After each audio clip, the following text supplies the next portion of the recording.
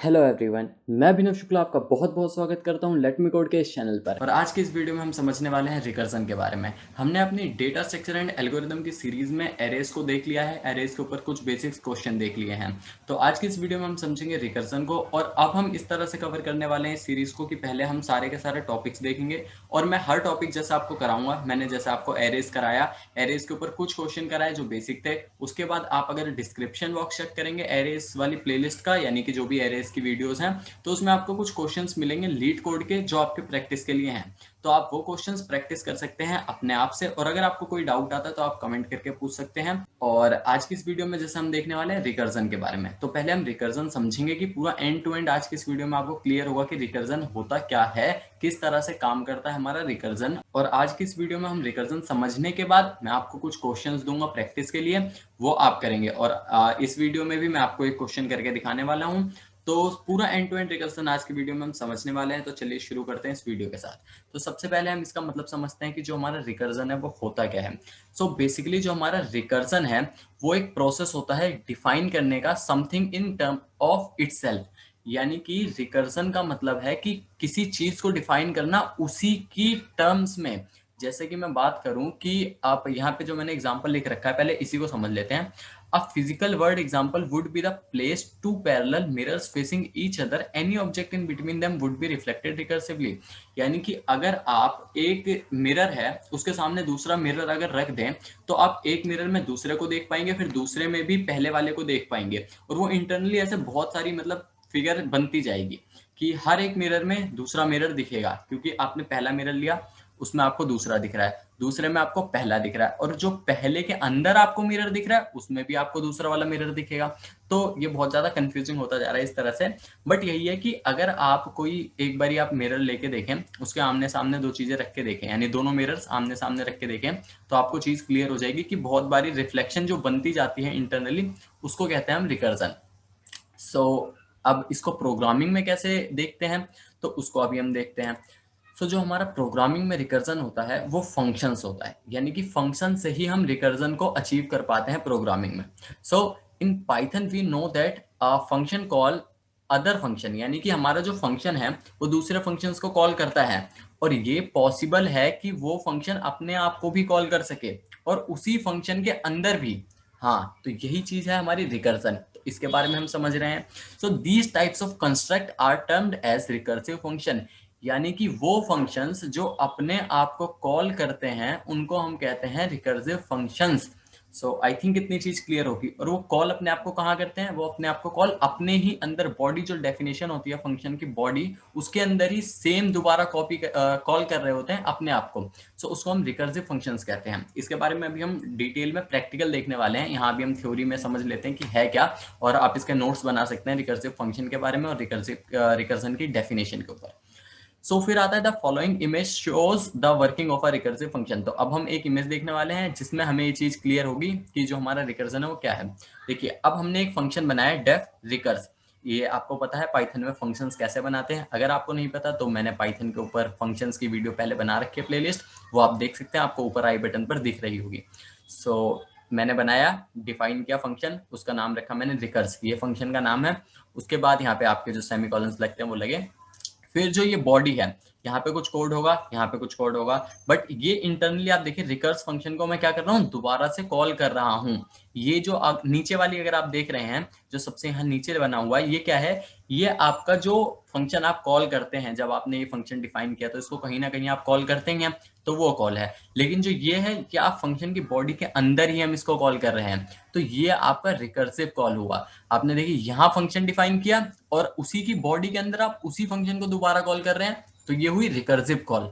I think आपको ये चीज क्लियर होगी कि किस तरह से रिकर्जन अभी दिख रहा है आपको। इसको हम प्रैक्टिकली भी अभी कोड करने वाले हैं। सो इतनी आई थिंक अगर आपको चीज क्लियर है। अगर आपको कोई डाउट है आप कमेंट करके तुरंत पूछे, और मैं आपको हर एक कमेंट का रिप्लाई करता हूँ, हर एक डाउट का। सो अब इसका एक एग्जाम्पल देखते हैं। तो पहले मैं क्वेश्चन आपको समझा देता हूँ। हम फैक्टोरियल का एग्जांपल देखने वाले हैं जिसका प्रोग्राम मैंने पहले बनवा रखा है, अगर आपने पाइथन की सीरीज देखी हो तो उसमें। उसमें मैंने आपको ये लूप से कराया था, बट यहाँ हम इसको देखने वाले हैं रिकर्जन से। So factorial of a number is the product of all the integers from 1 to that number. So जैसे कि अगर मैं बोलूँ आपको कि 6 का फैक्टोरियल फाइंड करना है, जो यहाँ लिख रखा है, सो 6 का फैक्टोरियल, ये आपका एक्सप्लेनेशन जो मार्क है, ये फैक्टोरियल का साइन होता है। सो मैथ में फैक्टोरियल होता है कि अगर आपको 6 का फैक्टोरियल फाइंड करना है, सो वो होता है 6 into 5 into 4 into 3 into 2 into 1। सो आप इसको ऐसे भी लिख सकते हैं, 1 into 2 into 3 into 4 into 5 into 6, यानी कि 1 से लेके उस नंबर तक का जो मल्टीप्लीकेशन है, प्रोडक्ट है, वो होता है आपका फैक्टोरियल। सो अगर आप 6 का फैक्टोरियल देखें तो वो होता है आपका 720। ऐसे ही अगर मैं बात करूं कि आप 3 का देखें तो 3 इंटू 2 इंटू 1, यानी कि वो 6 ही हो जाएगा। तो आई थिंक आपको ये चीज क्लियर होगी। तो चलिए इसका कोड देखते हैं। अब हम मूव करते हैं अपने VS कोड के ऊपर। सो मैं VS कोड पे आ चुका हूँ। कोई यहाँ इंटरप्रेटर सिलेक्टेड नहीं है, तो हम यहाँ पे सिलेक्ट कर लेते हैं इसे, और अब हम अपना कोड लिखना शुरू करते हैं ऐसे। और इसको मैं थोड़ा सा बड़ा कर देता हूँ, डेफ। आई थिंक अब आपको क्लियर दिख रहा होगा। मैं फंक्शन बनाने जा रहा हूँ, लेट्स से फैक्टोरियल, या फिर मैंने फैक्ट नाम रख दिया, और ये क्या लेगा, एक आर्गुमेंट n। अब जो आपका रिकर्सिव फंक्शन होता है, उसको आप कॉल कैसे करेंगे। सो पहले अभी हम एक इसमें बेस केस नाम की भी चीज होती है, उसको अभी हम बाद में समझने वाले हैं। सो पहले हम यहाँ पे लेट्स से कि इस फंक्शन से मैं क्या चाहता हूँ, ये क्या रिटर्न करे। मैं चाहता हूँ रिटर्न करे ये n। और जैसा मैंने आपको बताया कि मैं आपको यहाँ कमेंट करके एक चीज और समझा देता हूँ कि देखिए रिकर्जन में कैसे बताया मैंने, 6 का अगर मुझे फैक्टोरियल फाइंड करना हो, क्या होगा, 6 इंटू 5, और उसके बाद फिर ये 4 होगा, तो 6 इंटू 5। तो यहाँ पे मेरा n है अभी, यानी कि ये कितना है, 6। लेट्स से अगर मैं इसके अंदर 6 पास करने वाला हूँ, या अभी हम छोटा एग्जांपल लेते हैं 3 का। तो मैंने लिया 3, तो ये किस तरह से काम करने वाला है, 3 इंटू 2, ये इस तरह से काम करने वाला है। तो अभी जब मेरा यहाँ पे n फंक्शन में पास हुआ कितना, 3, तो मैं इस फंक्शन की कॉल भी यहाँ पे लिख देता हूँ।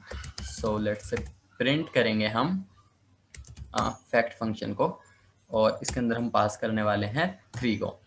सो इस तरह से अगर मैं इस फंक्शन को कॉल कर रहा हूं यहाँ पे, तो अभी 3 है, यहाँ पे कितना पास हुआ, 3 इस जगह, यानी कितना है अभी n पे 3। ओके, सो अब मैं इसका जब कैलकुलेट करना चाहता हूँ फैक्टोरियल, तो वो क्या है, यहाँ पे मल्टीप्लाई होना है। आप देखिए यहाँ पर मल्टीप्लाई होना है। मल्टीप्लाई करने के लिए क्या चाहिए मुझे, एस्ट्रिक का साइन। तो मैंने यहाँ एस्ट्रिक का साइन लगा दिया, तो यहाँ भी मुझे एस्ट्रिक का ही साइन चाहिए।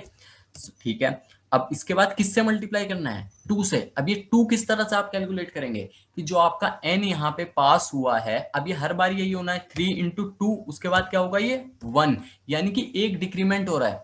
तो यहाँ पे किस तरह से आएगा, ये यहाँ पे आएगा मेरा फैक्टोरियल, यानी कि अब मेरा रिकर्जन काम आ रहा है। मैंने फैक्ट फंक्शन को दोबारा कॉल किया, अब किसके लिए मैं कॉल करना चाह रहा हूँ, n-1 के लिए। हर बार मैं इसको n-1 के लिए कॉल करूंगा कि अब मेरा देखिए यहाँ पे ये फंक्शन कॉल हुआ, कितना है इसके अंदर, 3।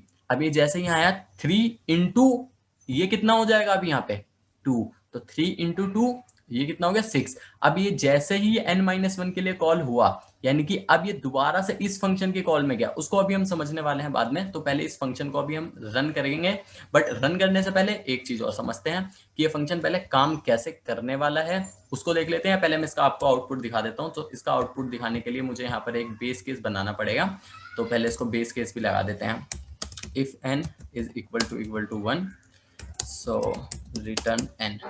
ओके, तो अब इसे एक बार रन करते हैं, उसके बाद मैं आपको समझाता हूँ। सो मैंने रन किया, आप यहाँ पे आउटपुट देख सकते हैं 6। आई थिंक आपको अगर ये दिख रहा हो, यहाँ पे इसको मैं जूम कर देता हूँ, तो यहाँ पे आउटपुट आया है आपका 6, तो जो कि हमारा है 3 इंटू 2 इंटू 1, ये 6 हुआ। अब ये मैंने क्या चीज करी है, इसके बारे में अभी हम समझते हैं, और ये फंक्शन कैसे काम हुआ है इसको भी हम समझते हैं पहले। सो चलिए मूव करते हैं अपनी प्रेजेंटेशन के ऊपर। सो ये काम कैसे किया, जब हमने कॉल किया फैक्टोरियल ऑफ 3, ये पहली कॉल है, फर्स्ट कॉल भी 3 क्या है, इसके अंदर जो आर्ग्यूमेंट हमने नंबर पास किया है वो है हमारा 3। ओके, फिर जब मैंने 3 में ही, आपने देखिए यहाँ पे जब मैंने इस जगह ये कॉल करा, तो ये क्या है अभी 3। अब यहाँ पे मैंने n-1 के लिए कॉल किया, तो वही चीज यहाँ पे फैक्टोरियल ऑफ यानी 2, n-1 कितना हो गया 2, सेकंड कॉल भी 2 है।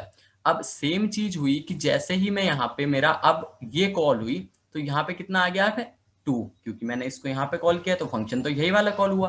तो यहाँ पे कितना है अब 2। अब 2 में चेक किया, यहाँ पे कितना है 2, दोबारा ये कितना कॉल हुआ n-1 के लिए, ये कितना हो गया 1।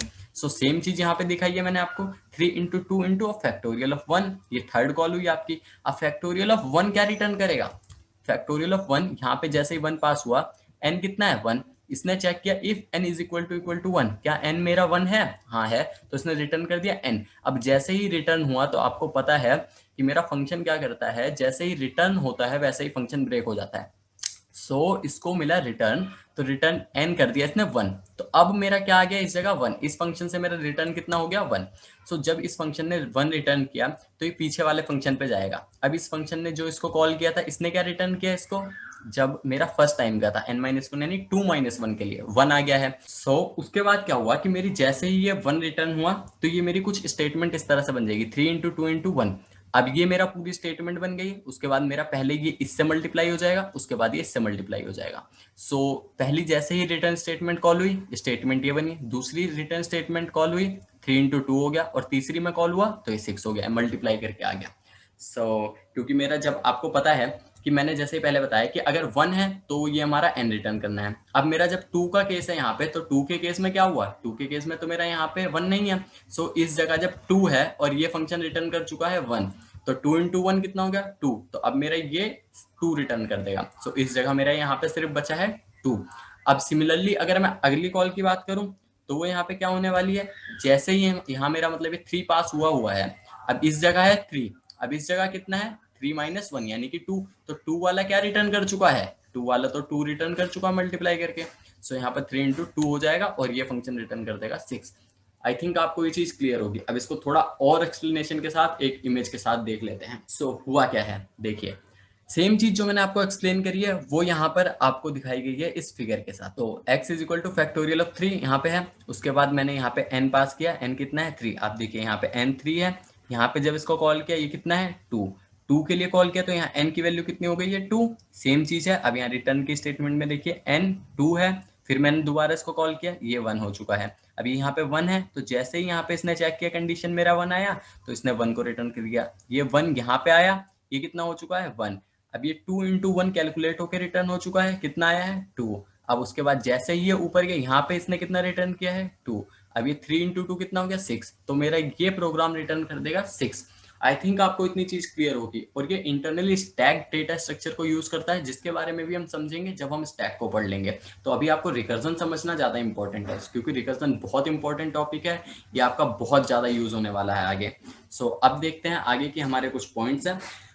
हमारा जो बेस केस था वो क्या था, हमने बेस केस बनाया। तो आपका हमेशा रिकर्सिव फंक्शन में एक बेस केस होना है। तो इस केस में मुझे पता है ये 1 के बाद मुझे नहीं चलाना, तो मैंने यहाँ पे बेस की कंडीशन आपकी 1 रखी थी। आप रिकर्जन के केस में हमेशा ही बेस केस रखेंगे, वरना आपका ये इनफाइनाइट टाइम्स कॉल होता ही जाएगा।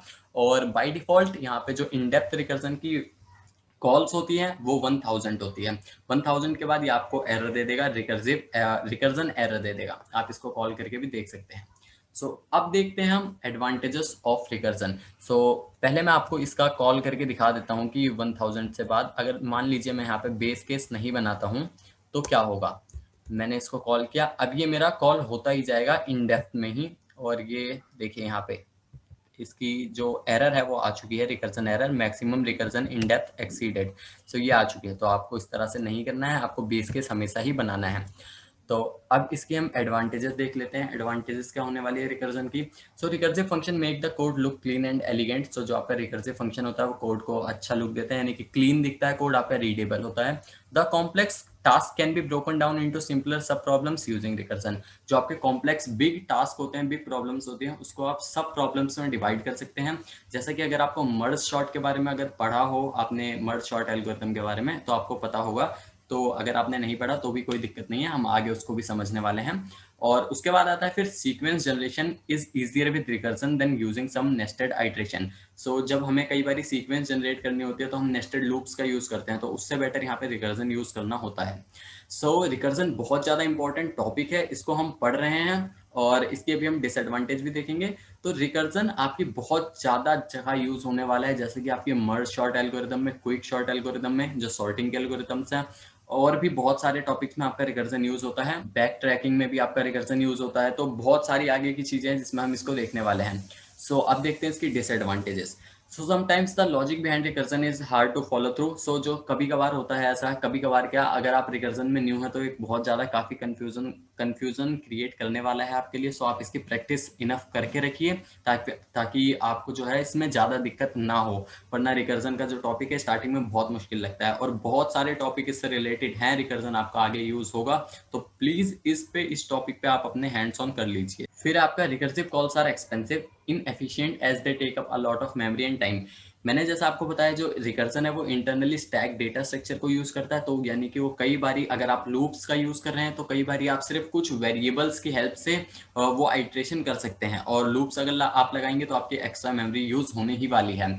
सो इसके बारे में भी हम तब समझेंगे जब हम स्टैक को पढ़ लेंगे, उसके बाद इन चीजों के बारे में हम बात करने वाले हैं। और लास्ट हमारी जो इसकी डिसएडवांटेज है वो recursive functions are hard to debug. ऐसा नहीं है कि आपके जो ये डिसएडवांटेज है वो सिर्फ 3 ही हैं और जो एडवांटेजेस है वो ये 3 ही हैं। बहुत सारी एडवांटेजेस और डिसएडवांटेजेस है, आप उसको एक्सप्लोर कर सकते हैं अपने आप से। तो ये बहुत ज़्यादा हेल्पफुल टॉपिक है, बहुत ज़्यादा इंपॉर्टेंट टॉपिक है। स्टार्टिंग में आपको प्रॉब्लम आएगी, बट आप इसकी प्रैक्टिस ढंग से करिए तो आप इसी को सीख जाएंगे। सो आई थिंक ये वीडियो आपको समझ आई होगी, जो मैंने आपको कोड दिखाया, थोड़ा एक कोड आपको लिख के दिखाया। सो अब मैं आपको डिस्क्रिप्शन में कुछ क्वेश्चन देने वाला हूँ प्रैक्टिस के लिए, तो आप उन क्वेश्चन की जाके प्रैक्टिस करिए जरूर से जरूर, क्योंकि वो बहुत ज़्यादा इंपॉर्टेंट है। और उसके बाद हम रिकर्सिव जो फंक्शंस होते हैं इनकी टाइम कॉम्प्लेक्सिटी कैसे कैलकुलेट करते हैं उसके बारे में भी सीखेंगे, बट वो हम तब सीखेंगे जो रिकर्जन के ऊपर एडवांस वाली वीडियो होगी स्टैक्स के बाद। सो आई थिंक आपको ये सारी चीजें अब क्लियर होंगी, और मैं डिस्क्रिप्शन में क्वेश्चन डालूंगा, आप उसकी प्रैक्टिस जरूर करिएगा। तो अब मिलते हैं नेक्स्ट वीडियो में, तब तक के लिए बाय, थैंक यू।